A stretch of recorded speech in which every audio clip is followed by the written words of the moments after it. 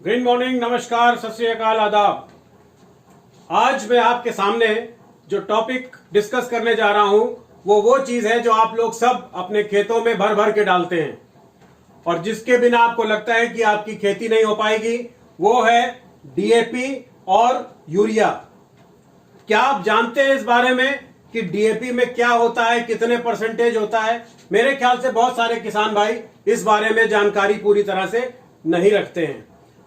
DAP में आपको 18% nitrogen मिलता है और बाकी होती है पेंटोस ऑक्साइड फास्फोरस। और इसका जो नाइट्रोजन होता है वो पेट्रोलियम पदार्थ से डिराइव किया जाता है, उससे प्राप्त किया जाता है। इसका प्रमाण यह है कि अगर आप डीएपी को लीजिए और किसी बाल्टी में पानी में घोल दीजिए तो आप देखिएगा उसमें पीला पीला तेल ऐसा ऊपर आ जाएगा। इसमें भी अब आप किसी भी बोरी में देखिएगा यही लिखा मिलेगा आपको, नाइट्रोजन 18% और 46% फास्फोरस। अब ये फास्फोरस जो है आपको 46%, मतलब अगर 50 किलो की बोरी की हम बात करें तो 23 केजी फास्फोरस होती है उसमें। अब इसके बाद इसी क्रम में बोरी में नीचे लिखा रहता है WS। किसी बोरी में लिखा रहता है 39.5% और किसी में 41% लिखा रहता है। इसका क्या मतलब है? इसका मतलब यह है कि यह पानी में घुलनशील है। मतलब इस 23 किलो का लगभग 40-41% पानी में घुलनशील है और जो चीज पानी में घुलनशील होगी वही आपके पौधों को मिल पाएगी। बाकी की चीज मिलने के लिए क्या करना पड़ेगा वो मैं भी आगे आपको वीडियो में बताऊंगा। तो इसका मतलब लगभग 9-9.25 किलो खाली फास्फोरस आपको उपलब्ध होती है इस पूरे डीएपी के एक बैग से। इसके और दूसरी तरह की जो फास्फोरस इसमें होती है वो लगभग 14 किलो, 13.5 से 14 किलो होती है और वो सिट्रेट सॉल्युबल होती है। सिट्रेट सॉल्युबल क्या होता है? पानी में घुलनशील जो है वो तो आपके पौधों को आसानी से मिल गई, लेकिन जो सिट्रेट सॉल्युबल है उसके लिए आपको पीएसबी चाहिए। आपके खेतों में क्या चाहिए? Phosphorus solubilising bacteria. ये फास्फोरस सॉल्युबलाइजिंग बैक्टीरिया चाहिए आपको आपके खेत में। अगर ये फास्फोरस सॉल्युबलाइजिंग बैक्टीरिया आपके खेतों में नहीं मौजूद है, जो कि आज की तारीख में बहुत ही कम है लोगों के खेत में, तो ये इसकी पोजीशन ना होने की वजह से ये सारा का सारा आपका 14 किलो प्रति बोरी फास्फोरस आपके खेत में डिपॉजिट होता रहता है। यूरिया में जो नाइट्रोजन होता है वो हवा में उपलब्ध 76% नाइट्रोजन को एक सिस्टम के तहत वातावरण से खींचा जाता है और फिर उसको -300 डिग्री तापमान पर एक पेट्रोलियम पदार्थ का एक कचरा होता है जिसको नेफ्था बोलते हैं, उस नेफ्था नामक पेट्रोलियम पदार्थ के संग उसको कंबाइन करके हमको यूरिया के रूप में दिया जाता है। अब फिर ये देखिए, अब आजकल 45 किलो की बोरी आ रही है तो 45 किलो में 46% अगर नाइट्रोजन है और यूरिया में सिर्फ और सिर्फ नाइट्रोजन होता है, उसके अलावा और कुछ नहीं होता, उसके अलावा सिर्फ कचरा होता है। और कचरे की मात्रा 21 किलो नाइट्रोजन होता है और कचरे की मात्रा कितनी होती है? बाकी सारा कचरा होता है, यानी कि 24 किलो कचरा आपको मिलता है हर बोरी से।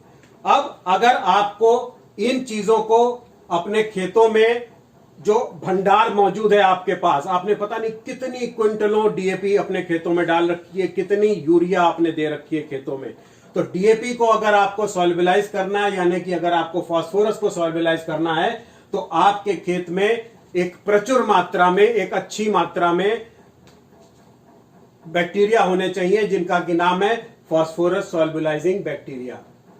इसके बाद अगर आपको नाइट्रोजन फिक्सेशन करना है तो इसमें ये जो 3 तरह के बैक्टीरिया मैंने आपको बताए, इसमें एजेटोबैक्टर जो है ये फ्री लिविंग बैक्टीरिया है। फ्री लिविंग बैक्टीरिया का मतलब ये होता है कि इसको किसी फसल से मतलब नहीं होता, इसको किसी भी तरह की कोई मतलब जैसे कुछ अगर हम राइजोबियम की बात करें तो ये दलहनी फसलों में काम करता है, उसमें भी उसकी बहुत सारी और आगे की ब्रांचेस होती हैं जो अलग अलग प्रोडक्ट को अलग अलग फसल में अवशोषित करती है नाइट्रोजन।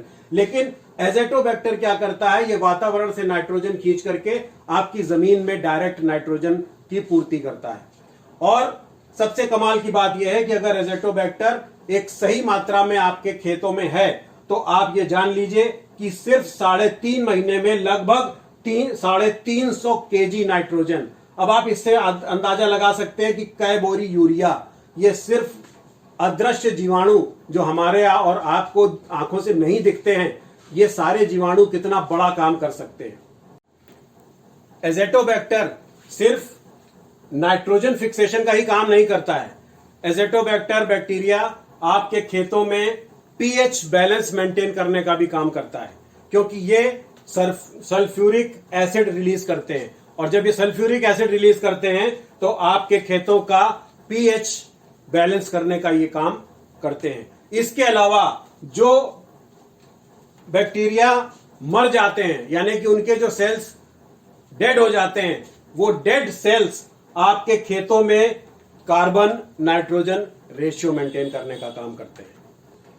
और मजे की बात आपको बताता हूं, ये सारे जितने भी तरह के जीवाणुओं की मैं आपसे बात कर रहा हूं, ये आपको अलग अलग लेने जाने की जरूरत नहीं पड़ेगी।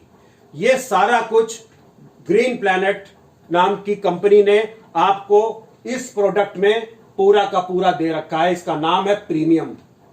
ये प्रीमियम जो प्रोडक्ट है हमारा, ये प्रीमियम प्रोडक्ट के अंदर आपको ये सारे बैक्टीरिया आपको उपलब्ध होते हैं। और यही नहीं, इसमें अगर आप एनपीके डालते हैं और आपके खेत में पोटेशियम के डिपॉजिट्स, जो कि सबको पता है या प्रूवन है कि लगभग 40% पोटेशियम की मात्रा हमारे खेतों में इस वक्त मौजूद है, जो कि इस्तेमाल नहीं की गई है।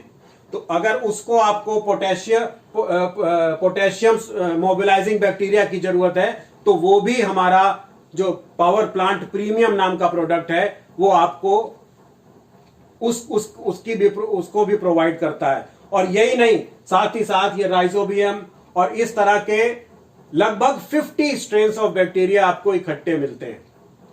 तो आगे से आप लोग इस चीज का जरूर ध्यान रखिएगा कि आप जितनी भी डीएपी डाल रहे हैं, जितने भी यूरिया डाल रहे हैं, क्या वो आपके खेतों को, आपके पौधों तक पहुंच रही है? कतई नहीं पहुंच रही है। तो उसके लिए आपको इन जीवाणुओं का साथ लेना पड़ेगा। और जीवाणुओं को इकट्ठे अगर आप प्राप्त करना चाहते हैं तो एक बहुत ही अच्छा जो प्रोडक्ट मैंने आपको बताया, वो ये वाला प्रोडक्ट प्रीमियम आप लोगों को दे सकते हैं। आज के लिए इतना ही। अगला सेशन, अगला जो मैं वीडियो बनाऊंगा, उसमें आप लोगों से कुछ माइक्रो न्यूट्रिएंट्स की जो हम लोग गड़बड़ी करते हैं, तो उसके बारे में चर्चा करेंगे हम। आज के लिए इतना ही। धन्यवाद।